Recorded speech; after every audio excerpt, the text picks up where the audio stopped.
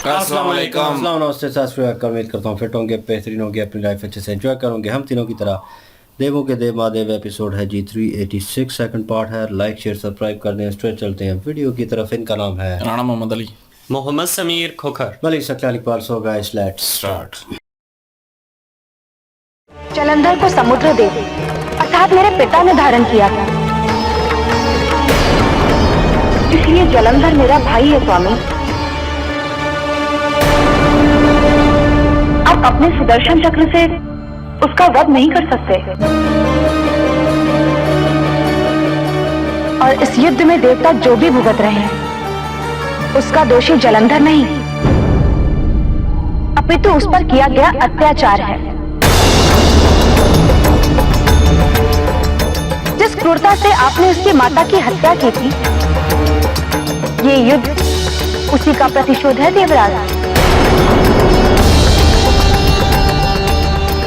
अब बारंबार दुष्कर्म करने के पश्चात ब्रह्मदेव, नारायण एवं महादेव से क्षमा याचना करते आए हैं, किंतु इस बार आपको स्वयं इस परिस्थिति का सामना करना होगा।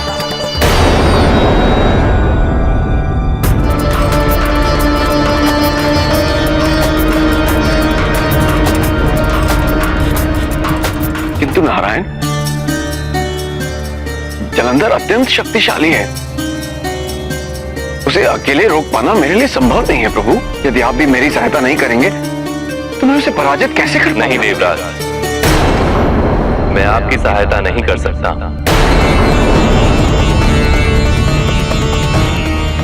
मैं देवी लक्ष्मी के भाई का वध कदापि नहीं कर सकता।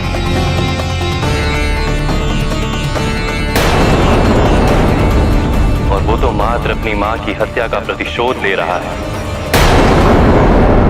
मुझे मेरा दायित्व, मेरा कर्तव्य स्मरण कराने के लिए अनेक धन्यवाद देवराज, किंतु जिसके साथ आपने पहले इतना अन्याय किया, मैं उसके साथ और अन्याय नहीं कर सकता।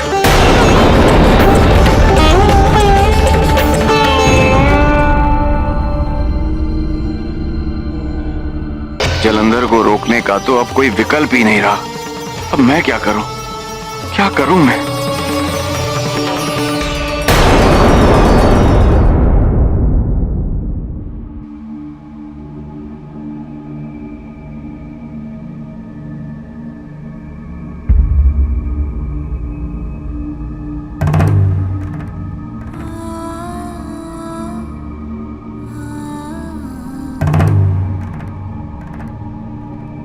अपने अतीत को अपना लो पार्वती।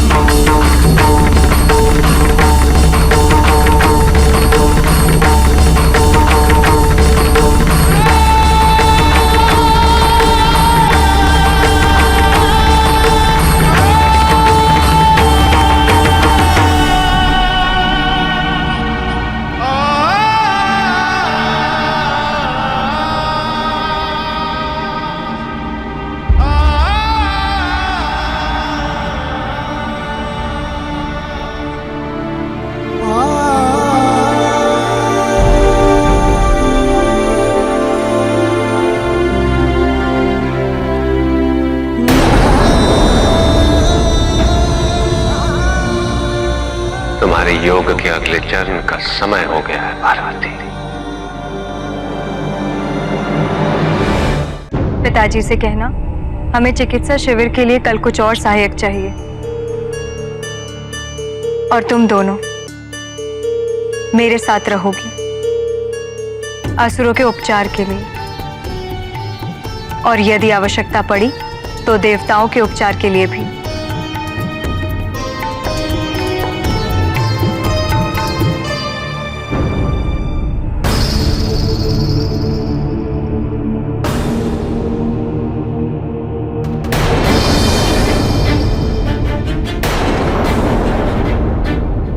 देवताओं और असुरों के इस युद्ध में देवताओं की सहायता की बात करना, यह असुर श्रेष्ठ की पुत्री के मुख से शोभा नहीं देता। असुर श्रेष्ठ की पुत्री एक वैद्य भी है, और वैद्य का धर्म केवल उपचार है असुरराज। पक्षपात की चिकित्सा का यहाँ कोई स्थान नहीं। और ये इन सबके साथ विश्वासघात होगा, अपमान है ये इनका, और इन सब की ये दुर्दशा तुम्हारी उन देवताओं ने की है जिनके प्रति तुम्हारी ये अंधश्रद्धा। अंधश्रद्धा? अंधश्रद्धा और श्रद्धा का तो प्रश्न ही नहीं उठता। प्रश्न है तो केवल उचित या अनुचित का। मेरा धर्म यही कहता है कि आहत हुए प्रत्येक सैनिक को बिना विलंब किए उपचार प्राप्त हो, और मैं इसी की तैयारी कर रही हूँ। कल जब मैं युद्ध क्षेत्र में युद्ध करने के लिए प्रवेश करूंगा तो तुम्हारे यही देवता मेरा वध करने के लिए एकजुट हो जाएंगे। ना ही उन्होंने कभी यह सोचा है और ना ही वो कभी यह सोचेंगे कि उचित क्या है और अनुचित क्या।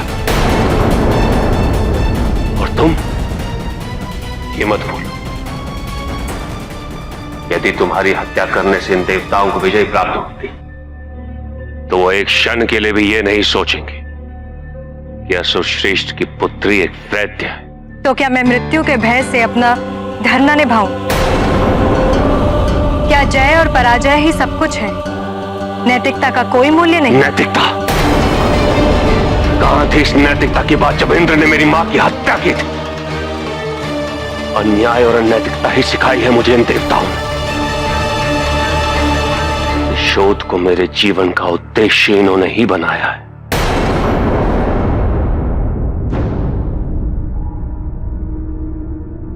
आपके साथ जो कुछ भी हुआ उसका दुख है मुझे,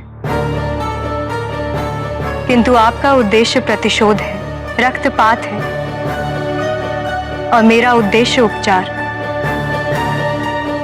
आपका दायित्व निभाने के लिए मैंने आपको कभी नहीं रोका। आप मुझे मेरा दायित्व निभाने दें। यदि मेरी आवश्यकता पड़ी तो मैं युद्ध क्षेत्र में आहत हुए देवताओं की सहायता अवश्य करूंगी।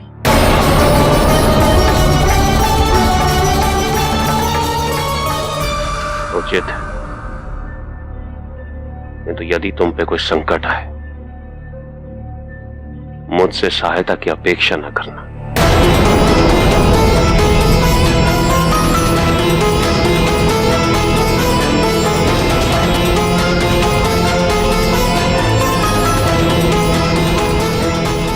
संभवतः इसके बाद मैं और आप नहीं मिलेंगे। कल के युद्ध के लिए आपको शुभकामनाएं।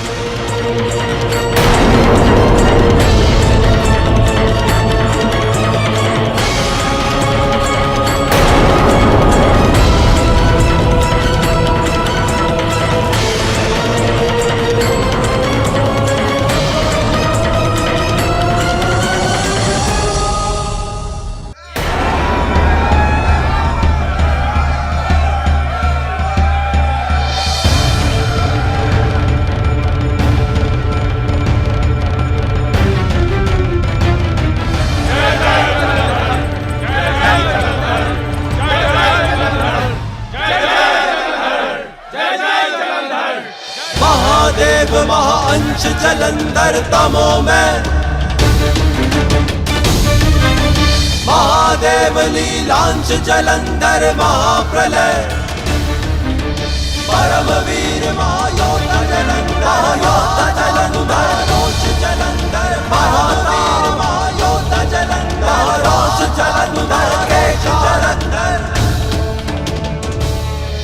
देवराज इंद्र को किसी की सहायता की आवश्यकता नहीं। ये युद्ध मैं बल से नहीं, बुद्धि से जीतूंगा।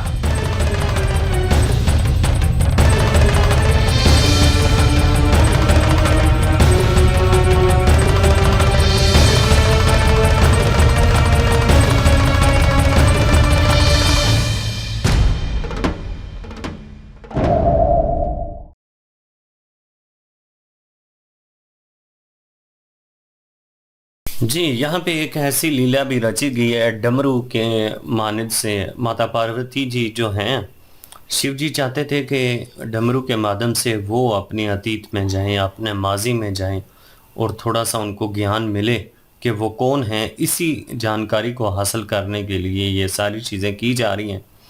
माता पार्वती जी ने डमरू उठाया और डमरू जो है उसको जब डुगडुगी बजाना शुरू की है तो इस तरह से हुआ कि वो अपने बचपन में चली गई थी। अब बचपन तो उनको क्लियर नज़र आया है, लेकिन यहाँ पे दिक्कत ये होती है कि वहाँ पे वो पूरा नहीं देखना चाहती हैं। वो इस कदर खौफनाक होता है कि वो एकदम से ना उस चीज़ को सहन नहीं कर पाती। और यहाँ पे माता पार्वती जी फिर घबरा के तो जो डमरू था उसको वहीं पे फेंके और फिर वहाँ से चले गई। अब शिव जी तो पूरी तरह से प्रयास कर रहे हैं कि जल्द अज जल्द उनको जो है उनकी स्मृतियाँ वापस लौटे और स्टेप बाय स्टेप करके माता पार्वती जी से ये सारी चीज़ें जो हैं वो करवाई जा रही हैं। दूसरी तरफ असुरों की जो राजकुमारी हैं वृंदा, वो एक वैद्या हैं और उनकी कोशिश यही होती है कि कोई भी सैनिक ज़ख्मी होता है तो उसका वो इलाज करती हैं, चाहे वो असुर हों चाहे देवता हों। यहाँ पे वो अपनी दासियों से यही कह रही थी कि कल का जो युद्ध होना है उसमें बेशुमार जो सैनिक हैं वो ज़ख्मी होंगे, तो उनके ज़ख्मों का इलाज करने की जो तैयारी करनी है, जो मेडिसिन चाहिए वो पहले से वो तैयार करना चाहती हैं। अब यहाँ पे जलंधर जो हैं वो उनकी बातों को सुन लेते हैं, वो क्रोधित हो जाते हैं। वो बिल्कुल भी नहीं चाहते कि असुरों की जो राजकुमारी हैं वो देवताओं की सहायता करें, लेकिन राजकुमारी की एक अलग सोच है। वो तो चाहती हैं कि वो एक वैद्या पहले हैं और असुरों की बेटी जो है वो बाद में है। तो एक वैद्य होने के नाते उनका ये धर्म है कि कोई भी जख्मी जो है उसका इलाज करना। जलंधर तो समझते हैं कि देवता जो है वो सिर्फ और सिर्फ असुरों के दुश्मन है, इसलिए उनका इलाज नहीं करना चाहिए। लेकिन वरिंदा राजकुमारी जो है उन्होंने साफ लफ्ज़ों में जो जलंधर है उनको बता दिया।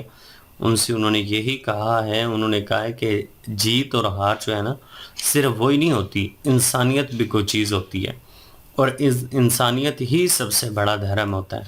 तो जो देवता भी अगर ज़ख्मी होंगे तो उनका भी इलाज किया जाएगा। जलंधर इस चीज़ को सहन नहीं कर सके और उनसे नाराज़ होकर वहाँ से चले गए। जी बिल्कुल जी। और शुरू में हम सोच रहे थे कि माता लक्ष्मी जो है वो क्यों नहीं उनका वध करने देंगी, मतलब उस सुदर्शन चक्र जो है वो क्यों नहीं चलाने देंगी।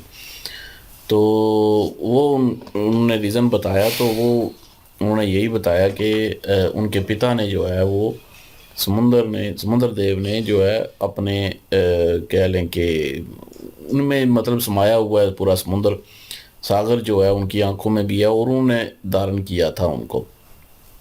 तो इसलिए जो है वो उनके भाई लगते हैं रिश्ते में। तो जलंधर जो है माता लक्ष्मी के भाई लगते हैं, तो इसलिए जो है वो नई सुदर्शन चक्र जो है वो उनके ख़िलाफ़ चलाने देंगे, उनका वाद नहीं कर सकती। तो क्योंकि उन्होंने फिर सही सही जो है वो खरी खरी सुनाई है इंद्रदेव को कि ये आपका क्या दर है, आप उस वक़्त तो उन पे जुल्म ना करती, उनकी माता का वध ना करते तो ये सारा कुछ ना होता, और इसलिए ये आपको ही जो है भुगतना पड़ेगा और आपको ही इसके लिए कोई विकल्प ढूंढना पड़ेगा। हम जो है वो ऐसा नहीं कर सकते। और क्योंकि जलंधर जो है वो अपनी जगह पे राइट पे है, तो इसलिए हम बात नहीं कर सकते। और लेकिन वो फिर भी जो है वो विष्णु जी से सहायता मांग रहे हैं, लेकिन विष्णु जी ने भी मना कर दिया साफ साफ कि मैं लक्ष्मी जी के भाई की हत्या नहीं कर सकता, उन पर सुदर्शन चक्र नहीं चला सकता, इसलिए आपको खुद ही जो है वो ये सारा कुछ करना पड़ेगा। अब वो वहाँ से चला तो गया परेशान होकर, लेकिन अब वो सोच भी रहे हैं कि वैसे तो मैं नहीं जी सकता, लेकिन अपनी बुद्धि से जो है वो कुछ ना कुछ ऐसा करूँगा कि सोचूंगा तो फिर मैं जीतूंगा ये युद्ध जो है और जलंधर का ख़ात्मा करूँगा। और वो कुछ मतलब कि करने वाले हैं, क्या करने वाले हैं, ये तो बाद में ही पता चलेगा। लेकिन जलंधर जो है अब मैदान में उतर चुका है, और मैदान में उतरने के बाद अभी मेरे ख्याल में सामने देवता हैं और उनके साथ जो है वो युद्ध करने लगे हैं, और बाकी आगे देखते हैं जी क्या होता है। बिल्कुल जी, सिचुएशन वैसी ही है। और लेकिन इंद्रदेव जो है वो क्या स्ट्रेटजी यूज़ करते हैं, क्योंकि शिव जी और नारायण जी और ब्रह्मा जी जो है उनके ख़िलाफ़ नहीं जाएंगे। शिव जी में लास्ट पार्ट में हमने देखा कि उनकी सहायता कर रहे थे, किस्म कह रहे थे कि तुम पहचान नहीं पा रहे, तुम्हें ताकत कितनी है, जलंधर से मुखातिब थे। तो वो चाहते नहीं हैं, क्योंकि उनके साथ अन्याय हुआ है। वो नारायण जी जैसे कह रहे थे उनके साथ ऑलरेडी इतना कुछ हो चुका है, वो आपकी वजह से हुआ है, और उसके ऊपर मैं ये जुल्म करूं, ये ज़्यादती करूं, ये अन्याय होगा उसके साथ, और ये मैं नहीं कर सकता। तो नाउ ऑन देखने लायक सिचुएशन होगी कि इंद्रदेव क्या प्लान क्रिएट करता है। वो पहले भी बहुत सारे प्लान ऐसे क्रिएट किए हैं उसने, ठीक है, और ये देखने लायक होगा जी। नेक्स्ट पार्ट पे चलते हैं, देखते हैं। लाइक शेयर सब्सक्राइब कर दीजिएगा। इंशाल्लाह मिलते हैं नेक्स्ट वीडियो में। अपना ख्याल रखिएगा, तो हमें याद रखिएगा। तब तक के लिए अल्लाह हाफिज़।